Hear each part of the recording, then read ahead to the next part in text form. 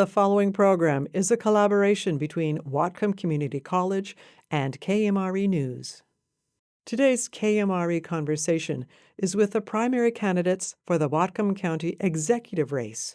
With 6 candidates in the field, we want to help our listeners understand the differences between the candidates by giving each of them a chance to answer the questions that are on our listeners' minds. Each candidate was given a total of 20 minutes to answer the same questions. Today, we are presenting all the candidates' response to one of those questions.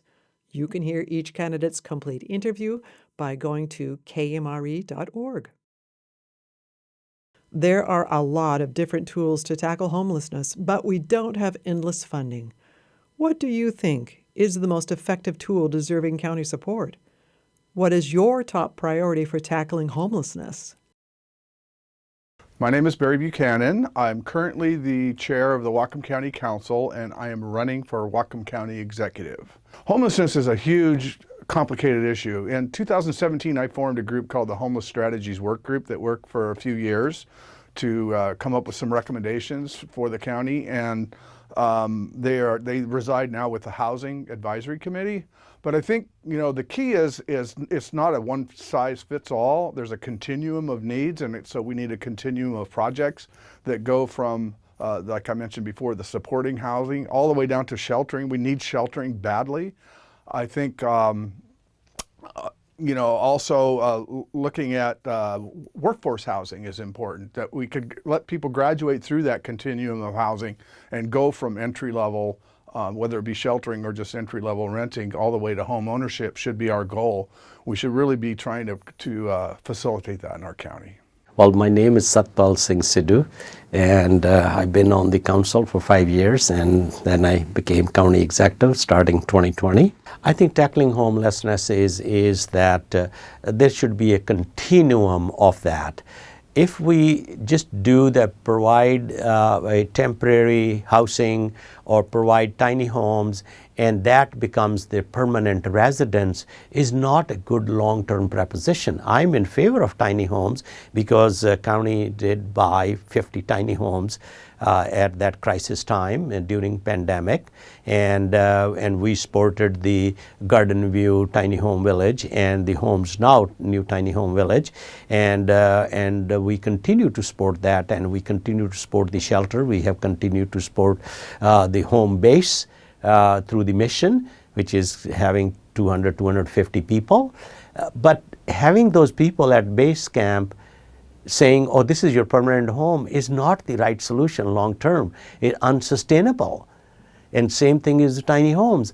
I think that the continuum is missing. So my priority would be that gain some more funds from the state and create that continuum. So people, this should be a short-term help to people to get a housing situation figured. Then let them go get their job, get their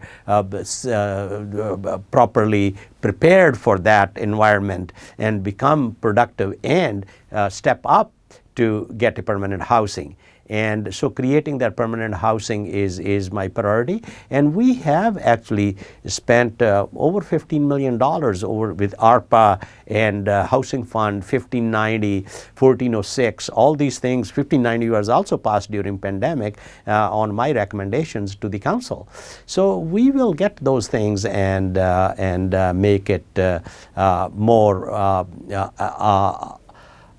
a continuum is the. To me, that is by my most priority. Homelessness numbers have increased, and it is sad. But this is overall economic policies of federal government, state government. Counties, local cities don't cause homelessness. It's caused by something else, but they are asked for the solutions. That's the wrong way of solving this. We need to ask more from federal and state to solve this. Yes, my name is Alicia Rule, and I'm currently serving as your state representative. Well, we will have to do many things at the same time, that is very clear. But the one thing that I want to focus on is fully leveraging the available funds at the state and federal level. It is very clear to me that at the state level, as I've been working as a state representative and a legislator, that we've invested $1 billion, a billion with a B, in the Housing Trust Fund. As a county executive, it's my job and my goal to make sure that we get every penny that we can for our community from those available dollars. And I think that's a place that we can do better. But we do need to do multiple things at the same time. So we started some things. We've got some tiny homes going. We've got, kind of multiple things started. But the biggest thing for me is leveraging those state funds. I think we can do better on that. My name is Dan Purdy. I'm a candidate for Whatcom County Executive. One of the things I don't believe that we're doing very well right now is coordinating with faith-based organizations like the Lighthouse Mission. They have, I believe, real positive solutions to these challenges and these problems. When I met with the executive director and his staff recently, I learned that there were somewhere between 800 and 1,000 individuals consuming their services, and they have a really unique program that government just cannot deliver. They focus on outreach for hurting people, and that includes children and families and adults. And then from outreach, they move on to recovery. In the recovery phase of someone who's going through substance abuse, addiction issues, all kinds of mental challenges, they need certain skills that government just won't deliver.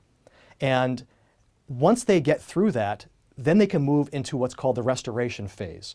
And I think that's pretty special because it's only in the restoration phase that individuals can start holding a job and collecting their life again.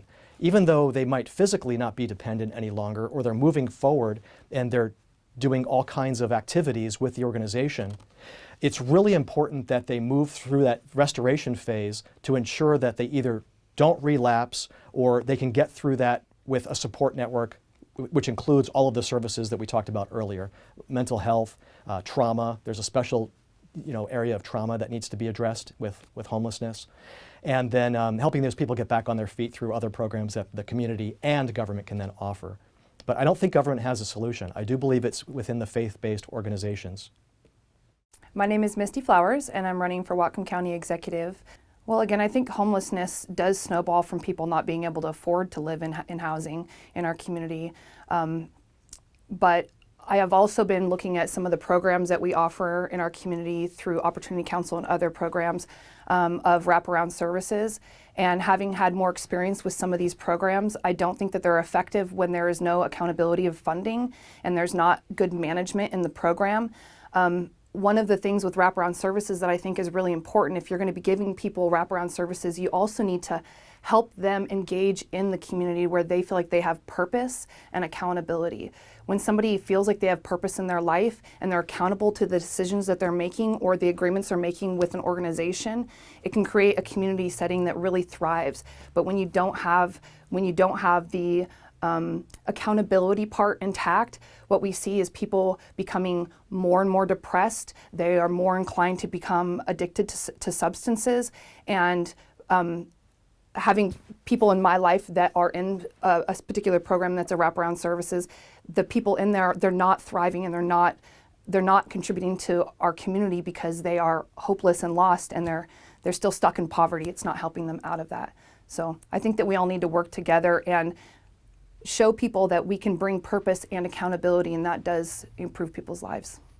Thank you for listening to this KMRE Conversation with the primary candidates, a collaboration between Whatcom Community College and KMRE News.